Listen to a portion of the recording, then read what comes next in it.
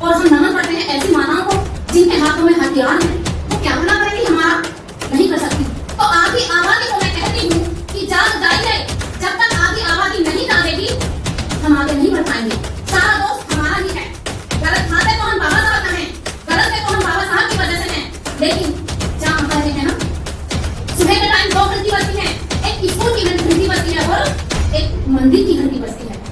और हम इतनी बुद्धि हो गए, इतनी बुद्धिमान हो गए, बाबा साहब की वजह से हम वकील बन गए, जज बन गए और हमने ऊंची ऊंची डिग्री पीएचडी भी कर ली। लेकिन हम अपने बच्चे का हाथ पकड़ के कहाँ लेकर के जाते हैं? मंदिर की तरफ। बाबा साहब ने कहा था कि मैंने तुम्हें संसद भवन की व्यवस्था कर दी है, जाकर के कब्जा लो, ये मैंने तुम्हारी व्यवस्था की है। क्या हमने कहा? अब मैं दूसरी बहुजन विभूति की बात करूंगी, वो है माता भीमाबाई। माता भीमाबाई, अगर मेरी माँ माता भीमाबाई नहीं होती तो हमारे मसीहा बालक भी को जन्म नहीं देगा। पहले की बात करें, जिस समय छोटी बच्ची के साथ कितना दुराचार हुआ, व्यभिचार हुआ, बलात्कार हुआ, तो उस बच्ची ने कम शब्दों में कहिए, उस बच्ची ने बेड़ा उठाया, डाकू बन गए, बिगड़ जंगलों में घूमी और अपने आप से फैसला लिया कि मैं अपने इस दुराचार का बदला लेकर के रहूंगी। और फूलन देवी ने 16 उन लोगों को 22 लोगों को लाइन में खड़ा करके एक एक करके उनके सीने में जो गोली लागी है, अपने दुराचार का जो बदला लिया। और लास्ट में हमारी फूलन देवी कहाँ तक पहुँच गई? कहाँ तक पहुँच गई? संसद तक।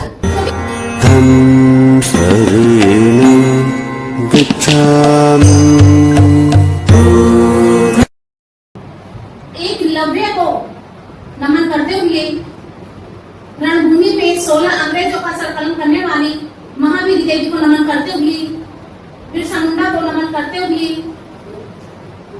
साहेब कबीर को नमन करते हुए, बालक भीम को जन्म देने वाली उनकी माता भीमाबाई को नमन करते हुए, बाबा साहेब को साहेब बनाने वाली माता रमाबाई को नमन करते हुए, भारत में शिक्षा का बीज रोपित करने वाली माता सावित्रीबाई को नमन करते हुए, भारत में जन्मे तमाम महापुरुषों को नमन करते हुए, मंच पर आसीन इनको भी वंदन करते हुए, जितने भी वक्ता आए हुए हैं और सामने उपासक और उपासिकाएं हैं, उनको मेरा क्रांतिकारी नाम बधाई।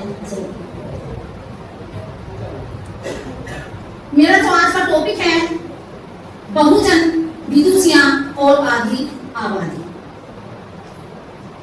बहुत सारी बात हुई है और मुझे ऐसा लगता है कि हम ज्ञानवान भी बहुत हैं, चरित्रवान भी बहुत हैं, क्योंकि हम ऐसे महापुरुष की संतान हैं जो दुनिया में सर्वश्रेष्ठ हैं और ना जाने कितनी डिग्रियां उनके पास हैं।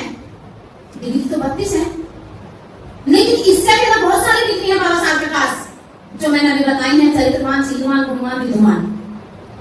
हम ऐसे महापुरुष की औलादे हैं तो हमें अपने आप पर कॉलर पकड़ के गर्व होना चाहिए। वो वाला गर्व नहीं होना चाहिए जिसका बच्चा हाई स्कूल इंटर पास हो जाए और बच्चे का कॉलर नीचे हो जाए और पिता का कॉलर खड़ा हो जाए। हम ऐसे शिक्षित विद्वान के औलादे नहीं हैं। तो मैं अपनी बात पर आती हूँ।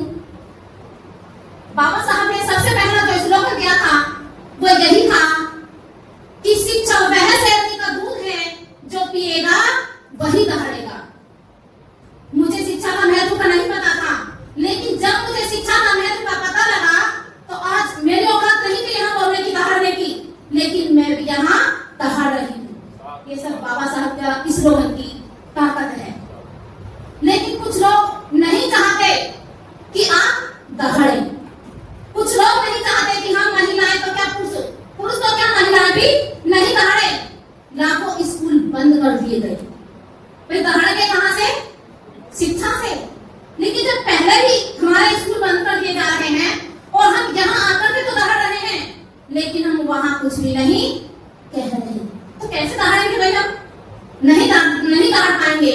तो सबसे पहले जब हम दहाड़ने लगे तो उन्होंने किस चीज को प्रहार किया? शिक्षा पर। तो हम कैसे दहाड़ेंगे? नहीं चाहते वो दहाड़ेंगे। हमें सड़कों पर उतरना चाहिए, तब हम दहाड़ेंगे। हमें अपने घर जाकर के जिस साथी की महिला या परिवार में से बहन बेटी यहाँ नहीं आई है, हम उनके साथ जाकर के डिस्कस करेंगे कि हमें दहाड़ना है, हमें दहाड़ना है, अपने बच्चों को पढ़ाना है। इतने सारे बुद्धिजीवी लोग बैठे हैं, बाबा साहब की कृपा से हमारे बच्चे डॉक्टर बन गए, इंजीनियर बन गए, लेकिन अब क्या करें? आगे आने वाली संतानें हमें कोसेंगी कि कैसे आप बाबा साहब के पुत्र सपूत्र बने, लेकिन आप हमें कपूत बना के छोड़ जा रहे हैं। कोसेंगे नहीं कोसेंगे? तो हमें आवाज उठानी पड़ेगी, अपनी आवाज को बुलंद करना पड़ेगा। फिर बात आती है चिंतन शिविर।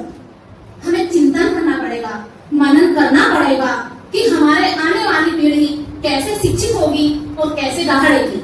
शायद स्कूल बंद होते, इसलिए वो कहते हैं दहाड़ लो। कैसे दहाड़ोगे? उन्होंने मतलब कि मैं कहती हूँ कि ये धर्म नहीं है, धंधा है, यहाँ पढ़ा लिखा भी अंधा है। दहाड़ लो, क्योंकि हम पढ़े लिखे अभी सारी रात होती है, जब कलावा बनता है तब भी हम अंधे हैं। बाबा साहब की कृपा से हमारी नौकरी लग जाती है और हम जाकर कराते हैं उसी पर, तो हम अंधे हैं। कैसे होंगे हमारे बच्चे शिक्षित? खिलवाड़ हो रहा है हमारे साथ, सारा जहां हंस रहा है हम पर, और हम यहाँ बैठे हुए अपने आप पर हंस रहे हैं, खुश हो रहे हैं कि हम बाबा साहब की औलादे हैं। लेकिन मुझे बड़ा दुख होता है, बहुत बड़ा दुख होता है कि मैं बाबा साहब की शेरनी तो हूँ, लेकिन ये हमें आगे नहीं बढ़ने देंगे। लेकिन हमें यहाँ से एक बीड़ा भी उठाना पड़ेगा कि रोक सको तो रोक लो, हम आगे ही बढ़ेंगे। कहते हैं कि जब चमकती है बिजली आकाश बदल देती है, जब चमकती है बिजली आकाश बदल देती है, जब चलती है आंधी दिन रात बदल देती है, जब गरजती है नारी इतिहास बदल देती है, इतिहास बदल देती है। तो हमें सबसे पहले किसको बदलना है? हम नारी को बदलना है। सिर्फ हम होंगे तब जाकर के हमारे बच्चे बुजदिल पैदा नहीं होंगे। एक रानी के पेट से राजा पैदा होगा, क्योंकि बाबा साहब ने इसकी बैलेट पेपर से जो व्यवस्था करी थी, एक रानी के पेट से राजा नहीं करा था, एक बैलेट पेपर से राजा पैदा करा था। क्योंकि जब हम अपने जीवन साथी को राजा बनाएंगे तो हम खुद रानी बन जाएंगे और हमारे पेट से राजा ही पैदा होगा। अब मैं आती हूँ अपनी बात पर, अपने टॉपिक पर, कि बहुजनों में विदुषी और आधी आबादी। सबसे पहले हमारी जो महान विदुषी थी वो थी माता महामाया। माता महामाया जो थी वो हमारी पहली माता थी और बहुजन विदुषी भी थी, क्योंकि किसी महान व्यक्ति ने कहा है कि बच्चे की भविष्य की निर्माता उसकी माता होती है, और साथ के साथ कहा था कि पूत के पांव पालने में दिखना। तो जिस समय हमारे तथागत बुद्ध ने बालक के रूप में जन्म लिया, तो क्या पूत के पैर पालने में नहीं दिखाई दिए? दिखाई दिए। और तथागत बुद्ध जिस समय बालक थे उस समय भी उन्होंने बहुत अच्छे कार्य किए, यानी कि करुणा थी उनके दिल में, दया थी, मैत्री थी। तो ऐसी मैं माता को सत सत नमन करती हूँ जिसने ऐसे बालक को जन्म दिया, जिसने संसार के सभी जीवों पर दया करके अपनी करुणा बरसा दी। यह है हमारी महान विदुषी, बहुजन विदुषी।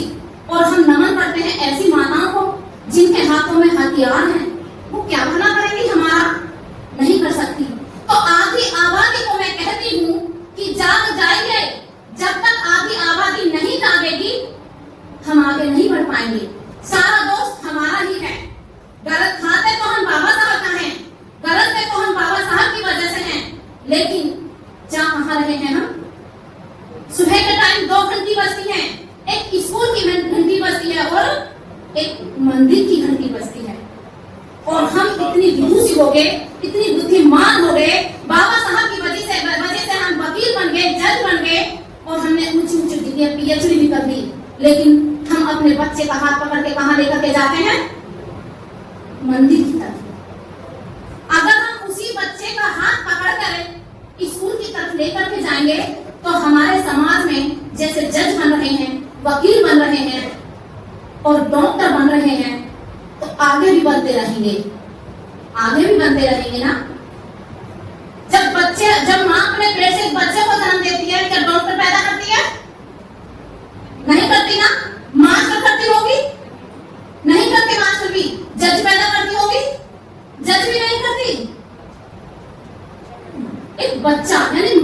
लोधड़ा पैदा करती है, और वो जज भी, वकील भी, मास्टर भी सब यही आकर के बनता है। क्योंकि हमारी महान विदुषियां पढ़ी लिखी नहीं थी, लेकिन फिर भी जज, डॉक्टर और मास्टर पैदा कर गए। और हम पीएचडी कर रहे हैं, पीएचडी कर ली हमने, लेकिन हमने जज पैदा करने की, जज बनाने की कोशिश नहीं करी। जब हमारे बच्चा हाई स्कूल पढ़ा, इंटर पढ़ लिया, माँ बापों के तोला खड़े हो गए, बहुत पढ़ लिया, अरे इनको पढ़े लिखे मजदूर बनी मिल गए, पढ़े लिखे। और बाबा साहब ने कहा था कि मुझे हाई स्कूल और इंटर पसंद नहीं है। बाबा साहब का जो इशारा था नहीं, ये वाला इशारा, हम उसको समझ ही नहीं पाए कि बाबा साहब का ये इशारा क्या है। बाबा साहब ने अपने हाथ में एक किताब ली, और उस किताब को हम किताब नहीं कह सकते, हमारी वसीयत है। वो नहीं समझ पाए कि आखिर ये क्या है, आखिर ये क्या है। बाबा साहब ने कहा था कि मैंने तुम्हें संसद भवन की व्यवस्था कर दी है, जाकर के कब्जा लो, ये मैंने तुम्हारे लिए व्यवस्था की है। क्या हमने कब्जा? अब मैं दूसरी बहुजन विदुषी की बात करूंगी, वो है माता भीमाबाई। माता भीमाबाई, अगर मेरी माँ माता भीमाबाई नहीं होती तो हमारे मसीहा बालक भी को जन्म नहीं दे पाते। हम एक एक दो ब्रिटिश सरकार कहती है कि हम दो, हमारे दो, नहीं तो सरकारी नौकरी खत्म। लेकिन हमारे विदुषियों ने तो 14 संतानें पैदा करी, क्या सरकारी नौकरी खत्म हुई? इसके जिम्मेदार कौन है? हम। अगर हमारी माता भीमाबाई नहीं होती तो हमारे उद्धारक बाबा साहब नहीं होते। ये मैं माता भीमाबाई को बहुत दिल से नमन करती हूँ, उनको वंदन करती हूँ कि ऐसी हमारी माताएं हैं। ऐसी माता भीमाबाई ने ऐसे बालक भीम को जन्म दिया, जो अभी सर रमेश गौतम जी ने बताया। आज की महिला अगर मंगल को जन्म देती, किसी बच्चे को मंगल के दिन जन्म देती, तो उसका हाथ दिखाने कहाँ जाती? अभी हमारे सभी विद्वान लोग कहते हैं छोटी वाले, हम छोटी वाले नहीं, वो वाले छोटी वाले वहां जाते। लेकिन मेरी माता भीमाबाई पढ़ी लिखी नहीं थी, लेकिन वो कहीं भी नहीं गई। और दूसरी वजह की बात यह थी कि बाबा साहब ने मंगल के दिन 12 बजे जन्म लिया था, और जब 12 बजे जन्म लेता हमारी कोख से कोई बच्चा, हम अपने जीवन साथी की खाल में से बाल खींचते। सुनते नहीं हो आप? जाते क्यों नहीं हो आप?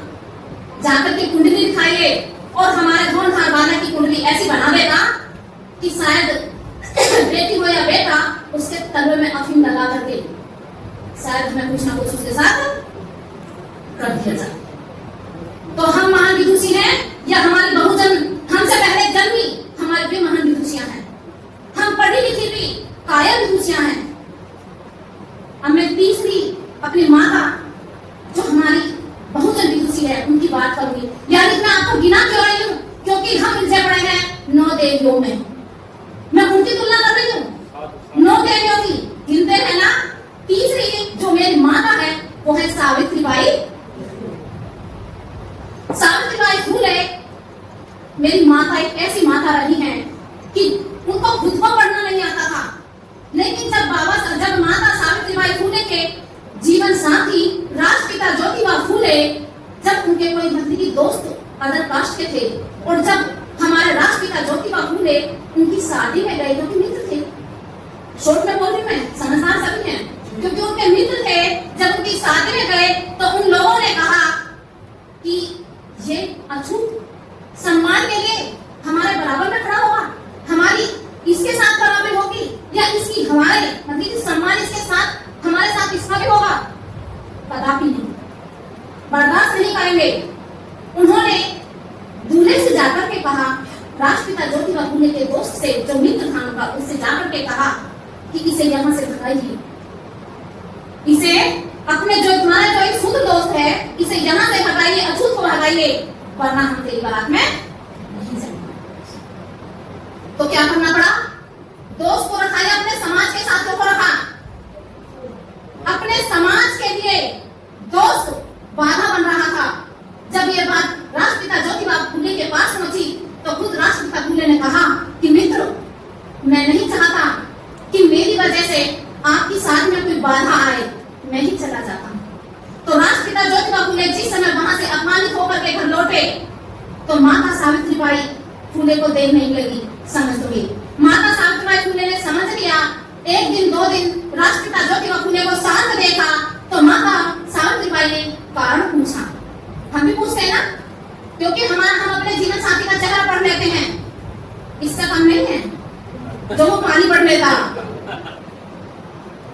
तो हमने पूछा कि सावित्रीबाई, माता सावित्रीबाई फूले ने पूछा कि साहब आप मैं 2 दिन से देख रही हूँ, आप उदास क्यों हैं? तो राष्ट्रपिता ज्योतिबा फूले शांत रहे। फिर माता सावित्रीबाई फूले ने पूछा कि साहब मैं आपसे कुछ पूछ रही हूँ, आप मुझे बताइए क्या कारण है, क्या बात है? तो राष्ट्रपिता ज्योतिबा फूले ने अपनी सारी कहानी बताई।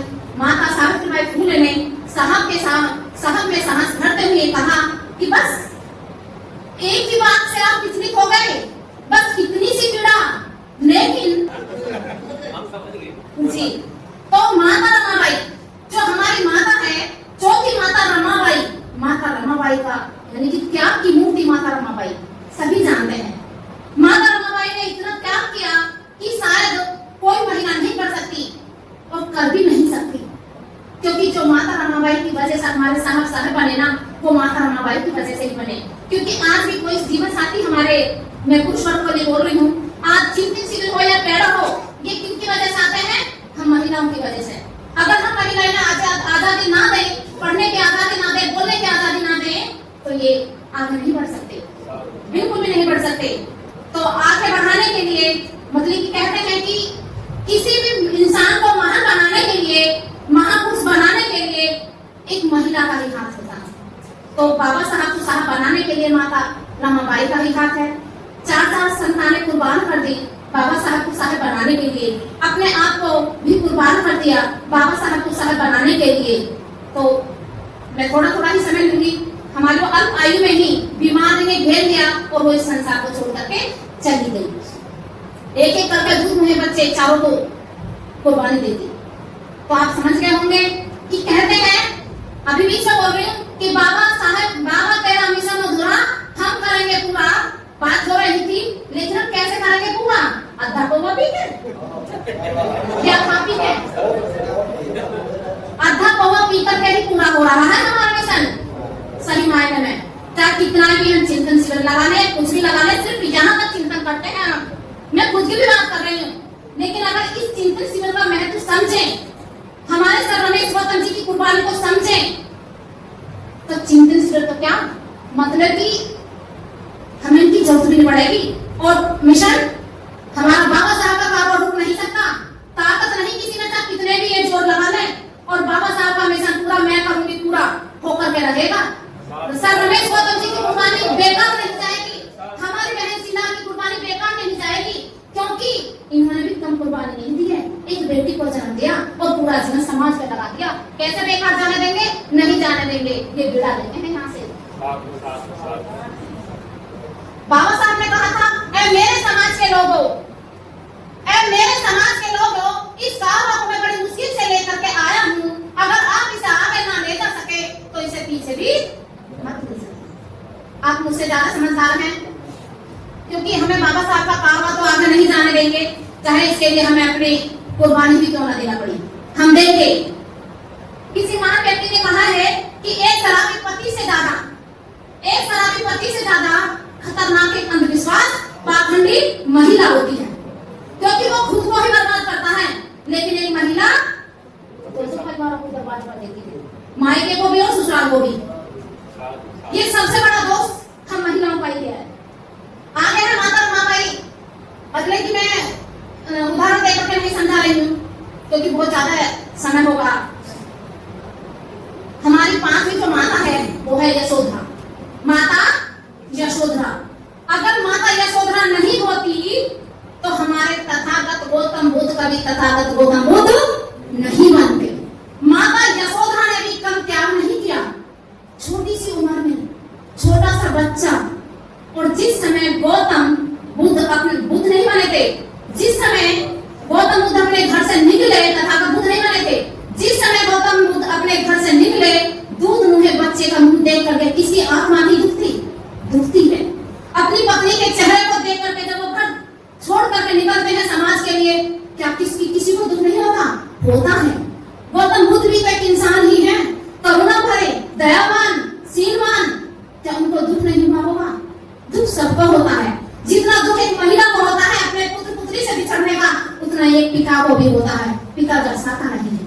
लेकिन हमारे महान तथागत बुद्ध ने बहुत बड़ा त्याग किया है। हमारे महापुरुषों का इतना त्याग रहा है कि शायद इनकी कुर्बानी बेकार नहीं जा रही।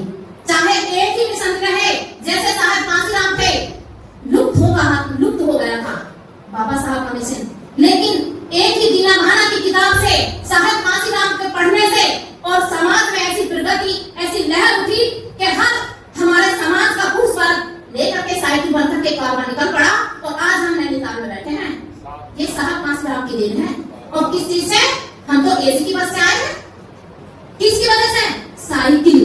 कहते हैं कि एक नाली में अगर नाली पर डेली सफाई ना हो तो पानी रुक जाए तो उसमें भी कीड़े पड़ जाते हैं। अगर हम बाबा साहब के बात 4 महीना 2 महीना 4 दिन 8 दिन ना सुनो, मैं अपने पति से झगड़ा कर बैठ जाती हूँ क्योंकि एक कीड़ा से उछलने लगता है।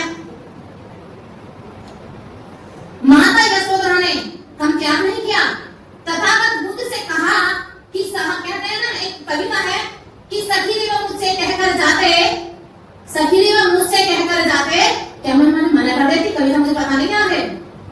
सखी व मुझसे कहकर जाते, मैं उन्हें रोकती नहीं, मैं उनके जीवन में बाधा नहीं पड़ती। तथागत बुद्ध से माता यशोधरा ने कहा कि स्वामी आप जाइए, हमारा जो राजपाट है बहुत बड़ा है, राजा के बेटे के राजकुमार थे, सारी सुविधाएं थी। मैं आपके माता पिता की सेवा करूंगी, आपके पुत्र का भी लालन पालन करूंगी और जितना हो सकता है आपकी प्रजा की देखभाल भी करूंगी, आप जाइए। माता यशोधरा ने उनके रास्ते में बाधा बनने का कार्य नहीं किया और तथागत बुद्ध को बड़ी खुशी खुशी भेज दिया। माता, मैं बात करती हूँ छठी माता की, माता महावीरी।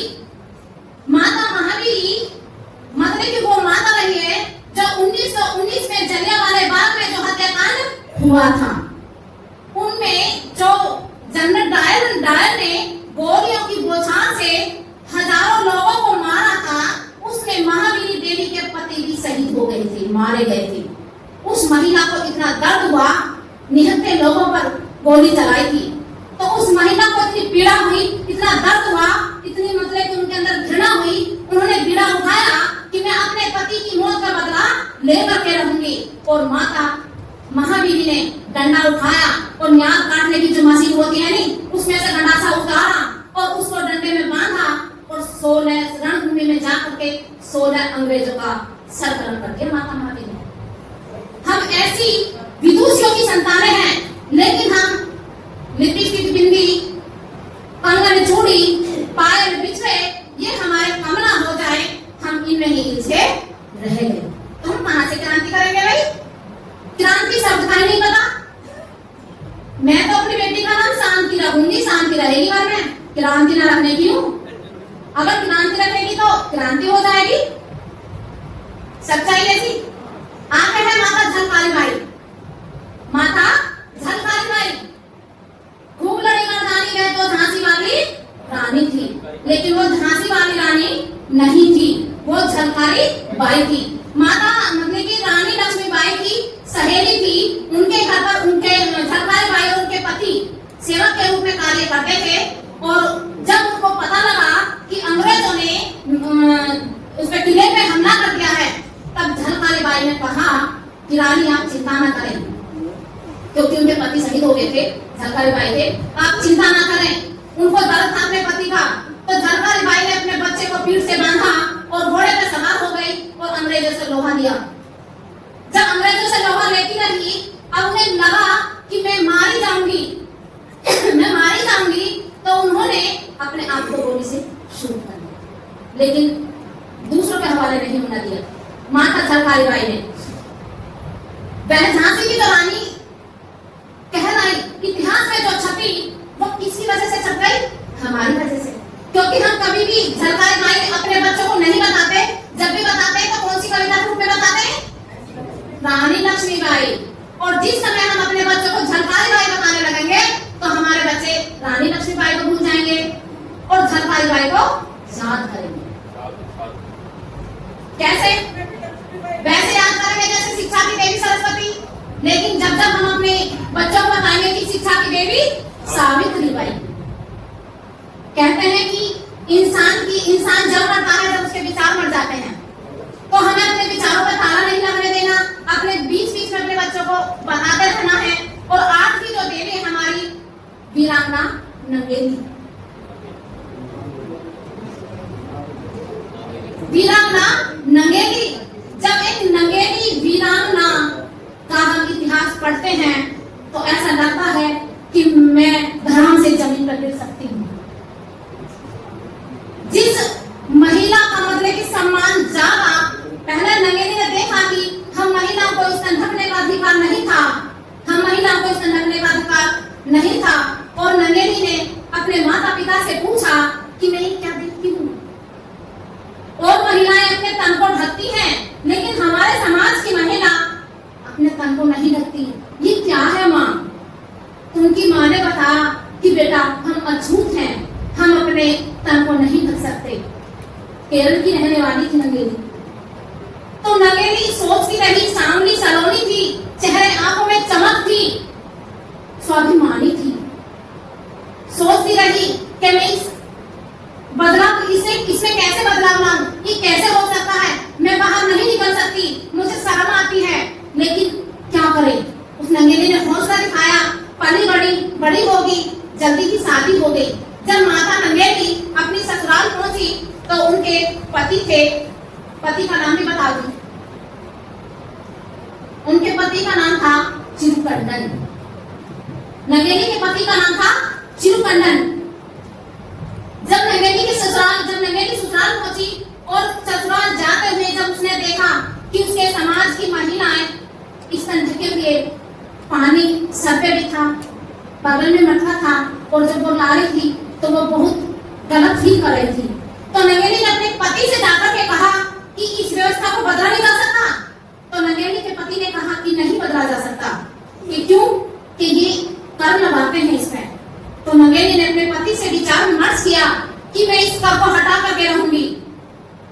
तो नंगेली के पति चिरुकंडन बड़े घबराए, क्योंकि राजा का जो आदेश था वो बहुत कड़ा कर वसूलने का था। नंगेली से उनके पति ने कहा कि नंगेली ये नहीं हो सकता। नंगेली ने कहा कि नहीं, आप मेरा साथ दो, मैं इसे बदल करके रहूंगी। ये उसने ठान लिया, संकल्प लिया, बीड़ा उठाया। और नंगेली के जब राजा के जो लठ ले लेकर के जो वो आ रहे थे लठवार, तो धीरे धीरे मतलब कि चलते चलते नंगेली की झोपड़ी तक आ पहुंची। और जैसे ही नंगेली की झोपड़ी पर आकर के उन्होंने कर की जो बात करी, तो नंगेली ने कहा हाँ मैं कर दूंगी। नंगेली अपने स्तन को ढक करके आई थी, तो उन्होंने लठ लेकर के आए थे, उन्होंने कहा कि कर दीजिए, तुम्हारी हिम्मत कैसे हुई अपने स्तन ढकने की? कि हाँ मैं कर दूंगी, लेकिन मैं अपना स्तन ढकूंगी, अपने स्तन को नहीं फाड़ूंगी, मैं कर दूंगी। तो एकदम चौंक गए कि कर देगी। नंगेली अंदर गई और उसने 2 मिनट गहरी सांस ली, और गहरी सांस लेने के बाद उसकी एक चीख निकली। जब एक चीख निकली और जब नंगेली अपनी झोपड़ी में से बाहर आई, केले के पत्ते से ढक करके खाने में, जब वो कर बड़ा प्यारा था, बड़ा घिनौना कर था। जिस महिला का जितना स्तन भारी होता था उतना ही भारी कर होता था। मतलब कि जब हमें कहते हुए इतनी गलत बात का फीलिंग हो रहा है, तो उस समय हमारी महिलाओं के साथ कैसे दुराचार हुए थे। हिम्मत दिखानी है हमें, बस हिम्मत की दात देनी है। इस चिंतन शिविर को बेकार नहीं जाने देना है, हमें आगे बढ़ना है।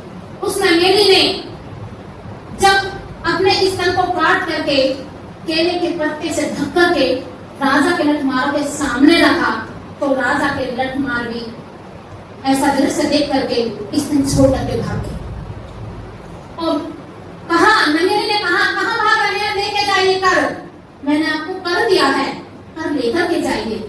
इतना कह करके नंगेली आराम से जमीन पर गिर गई। नंगेली के पति दौड़ करके आए और कहा कि नंगेली तुमने ये क्या कर दिया, मैं सोच भी नहीं सका, तुमने मुझे सोचने का भी मौका नहीं दिया, ये तुमने क्या कर दिया। तब नंगेली ने कहा एक ना एक दिन किसी को तो बलि का बकरा करना ही था, तो मैं क्यों नहीं।